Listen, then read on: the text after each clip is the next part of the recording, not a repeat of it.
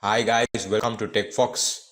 Thanks for connecting with us. Today in this new video, I will show you the exact steps to create a Namecheap account in 2023. And this is a step-by-step tutorial, so please follow up and stay tuned until the last moment to create a Namecheap account successfully. So now let's jump into it.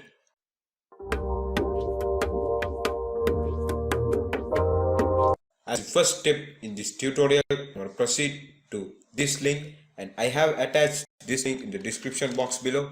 So this is namecheap.com. So we have successfully arrived to namecheap.com. So as you guys can see, we can get a .com domain for $5.98, and this is the cheapest and the best price out of the market and out of all. So now let's simply proceed to the account section in the namecheap.com to create our account.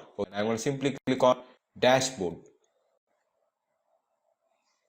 So when you click on dashboard, you can simply see a form which says login to your account. So as I am not having an account already, I will simply click on sign up to create an account. So you can simply fill up this form which is named as create an account. You can simply enter your username, or you can simply enter a new username and a password and confirm password, first name, last name and email address.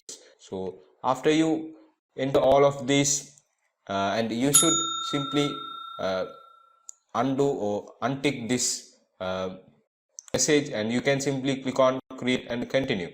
So now I'm going to enter my username. So you can enter any of the username. So I'm going to enter as John, and you can simply enter a password. So the passwords are all new password must contain at least 8 characters. So we need at least 8 characters, and provide a strong password, or you can simply right click on this and you can simply suggest password.